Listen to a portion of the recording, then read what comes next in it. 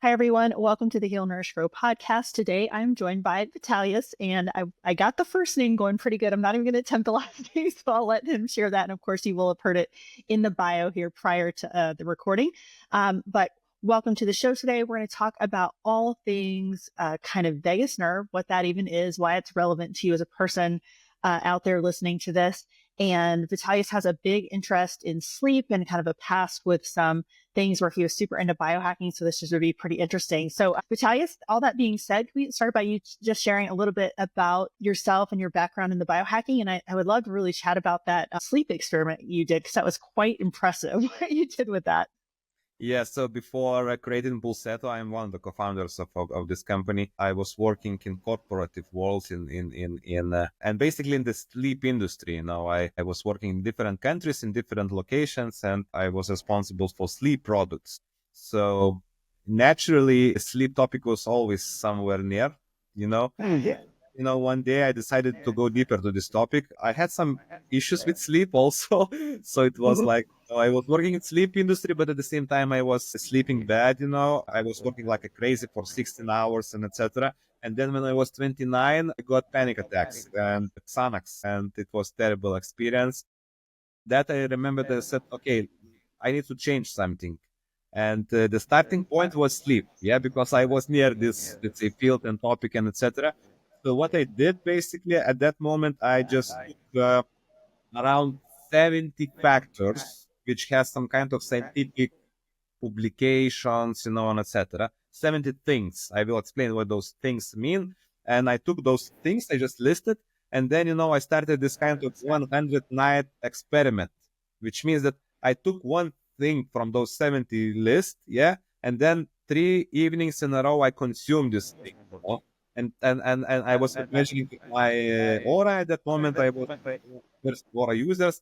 It was not like a scientific study, but I saw some trends and how it's affecting my trends and etc. So the first thing what I tested, it was kiwi as a fruit. Mhm. Don't ask me why, but there are some scientific studies which show that if you will eat kiwi before sleep, you will sleep better. Yeah. So I ate kiwi for 3 evenings in a row, and I just wanted to understand is really somehow improving my like a sleep trends and etc. So this was like a starting point. So this kind of things, like a 70 things I tested during 200 nights, basically. It was a lot of bullshit, sorry to say, a lot of to some point my wife in the beginning looked at me very crazy, for example, because I turned the bulbs to the red light bulbs, in the bed. Then I was some specific flowers, because there are studies about some specific flowers for cleaning the air, etc. I was consuming caffeine three evenings in a row, huge amount of caffeine. I just wanted to see how badly it's affecting my sleep. I was consuming alcohol for 3 nights in a row. I was doing a lot of supplements, a lot of food things, a lot of bedroom changes, a lot of body changes, and etc. So from those 70 things, some of them was really nonsense, but some of them was really big game changers.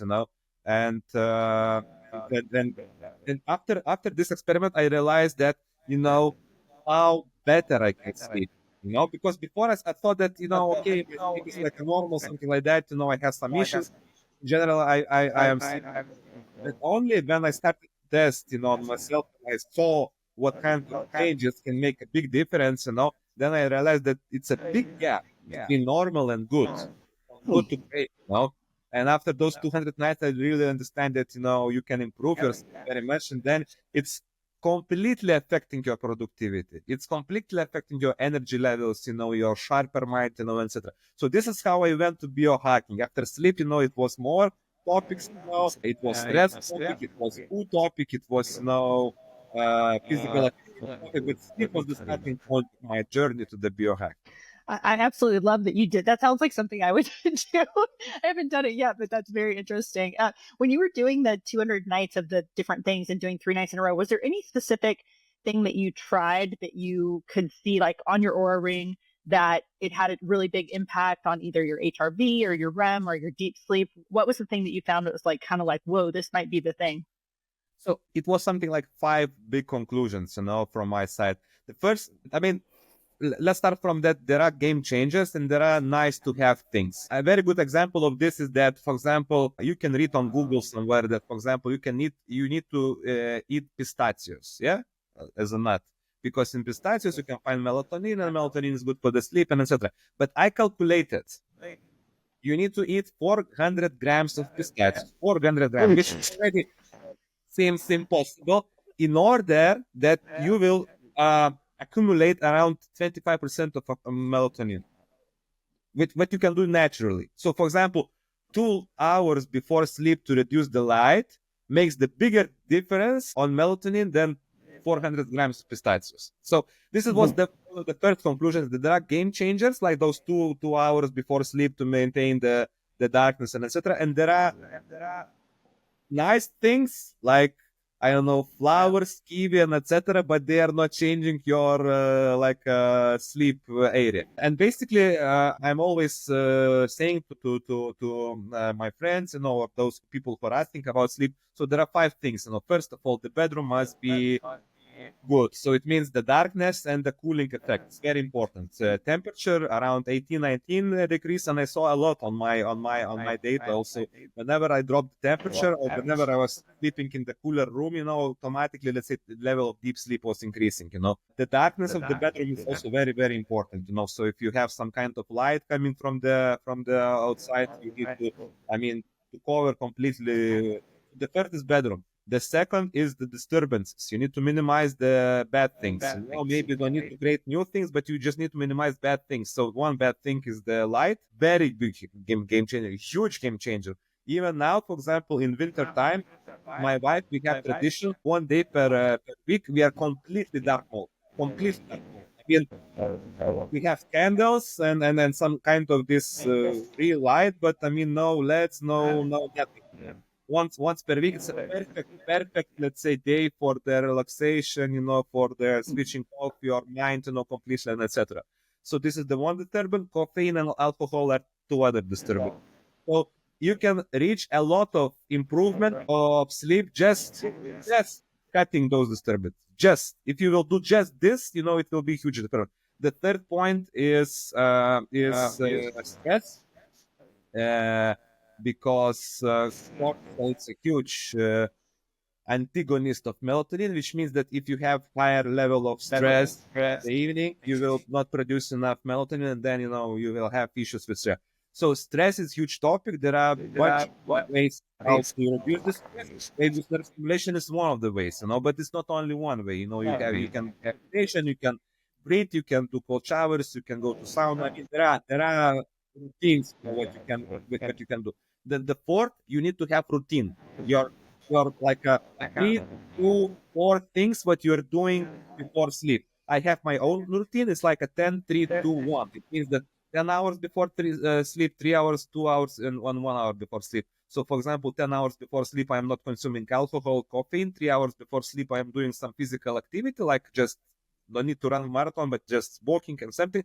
2 hours before sleep, I'm trying to get into dark mode and then cooling the temperature of the room. In my case, I have klima, so I'm just decreasing the temperature of the room to 18, 19 degrees. And then 1 hour before sleep, some doesn't matter. Or you will wear Pulsetto for 5 minutes, or you will meditate for 20 minutes.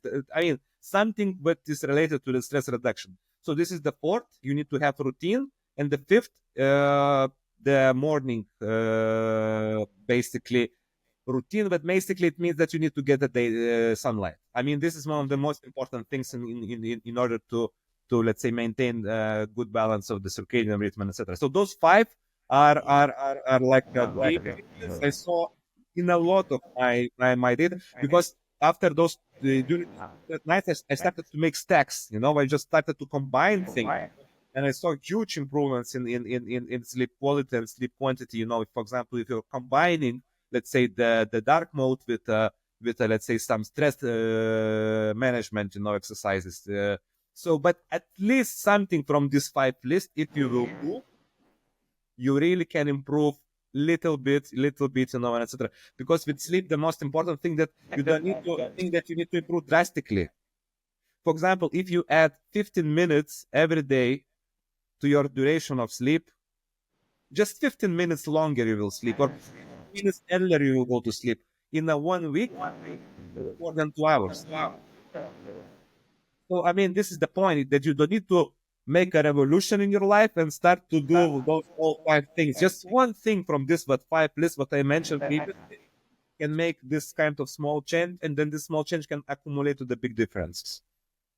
Yeah, those are some really amazing suggestions for sleep. And I think that, the fact that when people do, it is interesting, like having the aura or a tool like that, where you can kind of see what changes you make really affect things. I agree with you. One of the biggest things for me was, and I'm at the age where I was starting to, get a lot of hot flashes and be sleeping really hot. And I got the, cooling mattress, like the Uller. There's a couple of them. There's like 8 Sleep. I have an affiliation with one of them, but man, getting that coolness in the room, like on the bed, that improved mine amazingly. So that one I think is one of the So most this is important. the big happiness of being this biohacker, which means that you will test on yourself.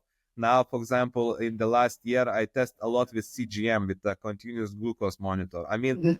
also, you cannot imagine how many things you can test on yourself, because this is very personal. I will eat banana and you will eat banana. Our glucose spice will be totally different, because it depends on our genetic, on our gut brain, gut microflora, and etc. So, I mean, you can test a lot of things, For example, I was consuming different carbohydrates on my empty stomach. I just wanted to see how, let's say, how it's affecting me in the long term of the glucose. I was eating like, I don't know, this bread, potato, rice, and etc. Me personally, for example, rice is spiking glucose to such a huge amount of level, and even after 2 hours, the spice still exists on very high levels. So for me, the rice is not good. And this I know only from this biohack testing and experimenting with myself. But it doesn't mean that it's not good for you, yeah, because maybe it's you are totally different, and etc. So this is the greatness of the biohacking, that you can use the tool like a CGM, or like, I don't know, Aura or whatever, and to see the changes in the data, on your personal data. So I think this is the most amazing thing.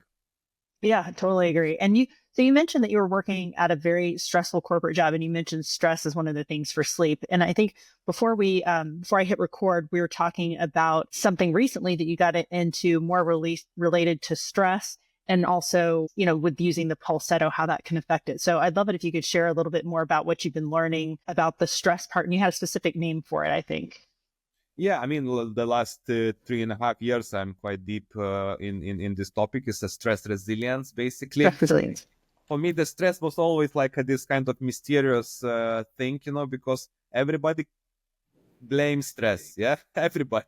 I mean, you are bad at work, it's stress. You have illness, it's stress. Everybody blames stress. Yeah, but not so many can track it, can measure it. Can somehow feel it, and etc. And for me, I'm always this kind of person, that what you cannot measure, you cannot improve, and you cannot control, So I want to somehow to, so this is my big passion, I want to somehow structurize this stress and etc.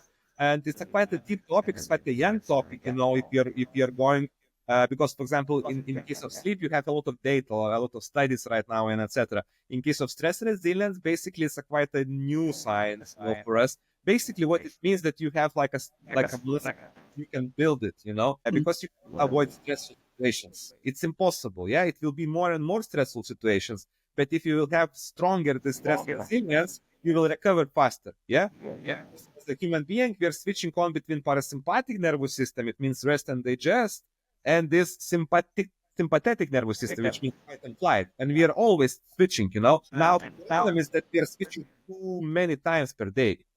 If previously, let's say, we was in majority of time in those parasympathetic rest and digest, now 50 times we are going from those parasympathetic to sympathetic. And every bad message, every bad, WhatsApp message, every Instagram story, every bad driver, creates some kind of, let's say, urge, kind of, bad feelings, for us, and etc. And then it's a big probability that we will be in this loop, and then it will become the chronic stress, But and the chronic stress is very bad, for us, because it's creating like an inflammation, oxidative damage, for our body, and etc. So if you have this strong stress muscle, then you will recover, then you will switch faster to the parasympathetic nervous system. So this is very important, and you can measure the stress muscle, One of the metrics of the stress muscle is HRV. So the higher the HRV, basically the stronger muscle you have. So for example, if now, let's say very roughly, if you have 50, HRV as a metric, you have like an average HRV. If you have like from 50 to 70, it's already you have like a stronger muscle than every person. If you have above 70, you're already, let's say, on the very good level. More than 90 is elite. Yeah. So it means, and also very important thing that you can train HRV. So it means that you can improve by doing some specific exercises, some specific routines techniques, you can improve the HRV, and by improving HRV, you will build the muscle. So it means that if you will have more stress, you will respond faster, you will respond, and you will recover faster. So this is the science in I don't know, in 5 minutes, but it's much deeper, of course. I'm just trying to simplify everything. Yeah, and in relation to stress, I think one of the nice things about tools like the Pulsetto, for example, and for those of you that are just listening and we're not watching on YouTube, if you can go to the video, you could actually see what it looks like. It's kind of just a device with some electrodes on it. And it's got a button where you turn it on. So it's very simple, but it just goes around your neck and rests on the vagus nerve. And I guess what I love about tools like this is it can be very challenging to get somebody to meditate, for example, to take the time to do that. But what you do with this device, you just turn on the app, you put it on, and it kind of does it for you. So to me, it's kind of like a no-brainer for people to try this and see if it has a good effect. And so I'll just share with you that I only recently got it. And I did notice on my Aura Ring that the day that I did it, I can't remember if it was the first or the second time, but I had some really amazing sleep stats that night, like much more REM and deep sleep than normal, and also just more solid sleeps. I can't say for 100% certainty that it was the Pulsetto because, you never know. There's always so many factors. But I really think that, something like this, if you have stats from yourself previously, and then if you got really consistent with it, did it for say like 30 days, something like that, you might be able to more accurately see if this is something that's helping you. But all that being said, I would love it if you would share a little bit about like what the vagus nerve is and why it's related to stress. And then how does a device like this help people affect the, different outcome? Yeah, I will answer this question, and then I will add that, for example, right now we have like a new feature on our app that you can connect your Aura or Apple Watch or whatever with our device, and you can get the data of your heart rate, variability, of your sleep, of your stress, and then you will see in the this is our future. You will see that, for example, after the stimulation, how the heart rate is changing, etc. And we will play with this data to create like a very personalized protocols that, for example, if you want to improve HRV, you need to do this specific protocol of Pulsetto plus some behavior changes in case of, I don't know, sleep or other behavioral things. And now, for example, we are working even with Aura because we see from our current we are connected Aura Ring with Pulsetto that sleep latency means that how fast you're going to sleep. Yeah. And this problems of the people who have like issues with sleep because they're so stressful, they can the racing mind not allowing them to go fast to the sleep, and then they are like challenges, or they're waking up in the middle of the night and they cannot go to sleep anymore. So, but back to the vagus nerve topic. So the vagus nerve is like one of the longest, one of the unique nerves in our body. It connects basically the brain with internal organs. The uniqueness of this nerve that it has branches in every organ. Yeah, so every organ has some kind of branch of the vagus nerve. Basically, it's not like a one cable. It's not you need to imagine it works like a cable. Yeah, it's like a network. More than 200,000 fibers has connections to the different organs and etc. And the brain communicates with the gut, with the organs, the vagus nerve. So, for example, in order for the brain to understand our liver is producing good, and performing good, let's say, the liver sends a signal via vagus nerve that, let's say, all those markers of liver is okay. And then the brain sends the signal that, okay, if it's okay, then, for example, you can reduce the heart rate, please be blood pressure please be reduced, and etc. So it's always communicating. If you have issues with the vagus nerve, or it's not so strong, let's say, or the tone is very low, then you have this kind of brain, then you have brain fog, then you have tiredness, then you have miscommunication between those brain and organs, and then you have this kind of gut issues, IBS, and etc. So this is basically damage or dysfunctional vagus nerve. One more time, HRV is one of the metrics which represents the strength of the vagus nerve, how fast you basically you can switch the parasympathetic nervous system. So vagus nerve, when you're activating it, basically it's switching on this parasympathetic nervous system, which is for relaxation, for digestion, for cooling down yourself, and etc. We are targeting neck because on the neck side, on both sides of the neck, you have approximately 60% of total fibers. You remember I said that vagus nerve is around 200,000 fibers of network, yeah, of those branches and etc. 60% of them are on the neck area. That's why we created this device, which you need to put on the neck. You need to switch on the button. It's connected to the app, and then we are creating quite deep electric signal, which goes under the muscle to the nerve level. And basically, in 5 to 7 minutes, we are activating this nerve. And when this nerve is activated, you're switching on this parasympathetic nervous system, and then all the parameters are going down. So let's say blood pressure is decreasing a little bit, heart rate is decreasing, HRV is increasing because it's also one of the metrics of the relaxation of those stress resilience and etc. It seems simple, yeah. Electricity goes under the muscle to the nerve. Where is the biggest, let's say, now our work and scientific and laboratory work, that if you are activating different vagus nerve fibers are responsible for different things from those 200,000, you know. Some of the fibers are responsible for the parasympathetic nervous, yeah, this heart rate dropping, etc. Some of the fibers, when you are switching on, increasing the level of acetylcholine, very important neurotransmitter who is participating in inflammation management, you know, and migraine, for example, choline improves the level of nitric oxide, which is like a, you know, very important factor for the migraine. And that's why there are a lot of studies about vagus nerve stimulation and migraine, vagus nerve stimulation and inflammation. Some of the fibers that are gut-brain axis and those kind of things like IBS and etc. So different fibers has different role in your body. Now, scientifically, this is the point that with specific electric signal like a voltage, and pulse wave and pulse width, we are trying to activate different levels of the vagus nerve fiber. So this seems simple product, but in reality, I mean, where we want to go, we want to have like a 20 different programs on the product. And whenever if you have issues with IBS, you're just switching one product. If you have issues with migraine, you're switching other product. I mean, you don't need to wear like a 20 devices. It's like it will be one device, but the different electric signals who will tackle different fibers for the different benefits of health. So this is where we are going, you know, and this is our like the biggest challenges and biggest issues right now, and like experiments, tests, scientific studies, you know, and etc.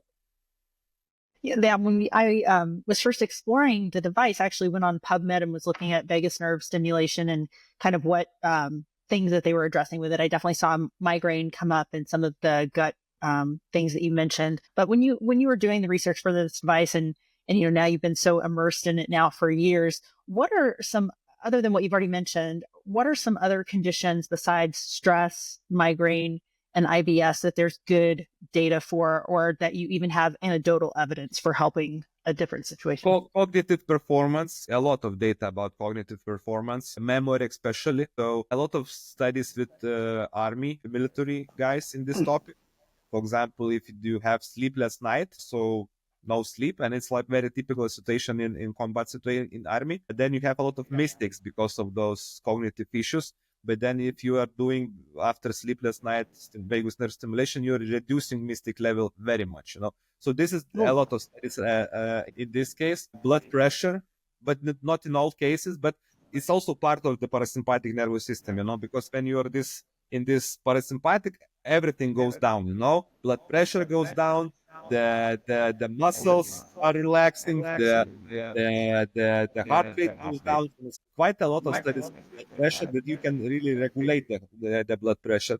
Now there is one device, vagus nerve stimulator, which basically can treat arthritis, inflammation-related disease. Still, it's implantable device. It's not like not like we have our kind of implantable device, but they already have FDA approval for arthritis, which is, I mean, huge problem and etc. Migraine and cluster head pains. Cluster head pains like a 10x migraine. It's even stronger, and etc. My wife, she has cluster head pains, and this was the reason why I dig deeper in this topic 5-6 years ago. So this is a topic now. For example, in Lithuania, we are running a clinical study about parasympathetic nervous system activation. We are even measuring the cortisol level of the hair. One of the best metrics, because there is a cortisol in the hair, and you can measure before and after the hair levels of cortisol and etc. But here, still on the main topic of the parasympathetic nervous system. But for example, PTSD, also a lot of studies with military, especially ex-veterans, and the people who have PTSD in general. It's related to parasympathetic nervous system, but it's a little bit different topic. So PTSD and vagus nerve also quite a big amount of studies right now coming, on public field. That's pretty exciting. And I think, on the underlying part of all of that is if you get better sleep, pretty much any condition that you have will be improved. So I think just that in and of itself is pretty amazing. When you are sharing this device with family, friends, and I know that there's like a specific protocol, and on the app you can choose stress or pain relief or whatever, and you said there's some other features coming, but what are your recommendations for people to use this? Like, is there anything like don't use it more than 3 times a day, or using it once a day is optimal, or does it depend on the condition? Like, how would you suggest that people most effectively use the device? At least once per day. Perfectly would be twice per day, 5 to 7 minutes per stimulation. There are different timing things for the stimulation, but like I said, 5 to 7 minutes is enough to activate the vagus nerve based on our studies. So you can do it, for example, before sleep, just 1 hour, 30 minutes before sleep, just to put like a first 5-7, and then, or in the morning, or when you have this kind of before the stressful event. Yeah. You have, I don't know, stressful meeting, or you're going on stage, or you're going to the dentistry, I mean, I'm just saying my customer cases, yeah, where they are the Pulsetto, and there are a lot of cases that, for example, one professional poker player is using before the game because he's a lot of stress. So I mean, in the morning and in the evening, 5 to 7 minutes. The good part that it's hands free, so you can multitask. I mean, you can do whatever you want. You can watch TV, you can scroll the telephone, you can. I mean, at this moment, I'm personally working with a lot of professional sport players. So they are doing also before sleep, because they have big issues with sleep after, especially games and etc. So they're using when they are in the doing some procedures like stretching or putting the legs in the cold. They're just using as the tool, and then scrolling and just relaxing, and etc. So the same with you, before sleep, whenever you watch TV, just 5 minutes to put the device, and just, try to wind down, and. Yeah, I'm glad you mentioned the sports performance, because I actually was on the website prior to meeting. I did this just before our meeting, not because I thought this was going to be a stressful meeting, but because I saw you say that you should be using it 1 to 2 hours after training, which I did today. And so can you share a little bit about why for athletes this is useful? So for example, you do a weight training session, and then I came home and I, ate my protein, ate my lunch, whatever. And then I used this. I pressed the pain setting on the thing, because that's what you recommended. And can you explain why that's useful after training, how it helps recovery? So basically, what now we are looking, there are 3 situations when the sport people are using the Pulsetto. Basically 2, and the third is 50-50. So before sleep, especially after the games, they have big issues. Typical sleep time is 3 a.m. After the games. It's like a typical professional sport player, due to many reasons. They are going to sleep 3 a.m. So for them, it's a big factor, especially if the next day is the training already and they have just, I don't know, 5 hours of sleep or 4 hours of sleep, then before the competition, but not always, because they're very superstitious, and they have their own routines, but especially those who have very stressful things. But it's 50-50. Some trainers don't want that they will relax so much, because some trainers want that they will go to the fight and flight, they need an accelerator. They don't need, break, So some trainers don't want that they will use it for before the game or competition, because they want this kind of adrenaline mode, and etc. So it's like I said, it's 50-50. And then the next is in the morning after very hard training, because usually what we see from the sport people, that HRV, one of the metrics of this, let's say, recovery and etc., it drops 40% after very hard. Like if you have benchmark, I don't know, your average base HRV is like a 100. Let's imagine that after a very hard training or competition, it drops minimum to 60, like a 40 percentage, which is huge, which means that you are not fully recovered, which means that you are not super stress resilient. It means that you are very sensitive, which means that you can be affected with a lot of those mini stressors, and etc. So with wearing Pulsetto, they're trying to decrease the level of drop.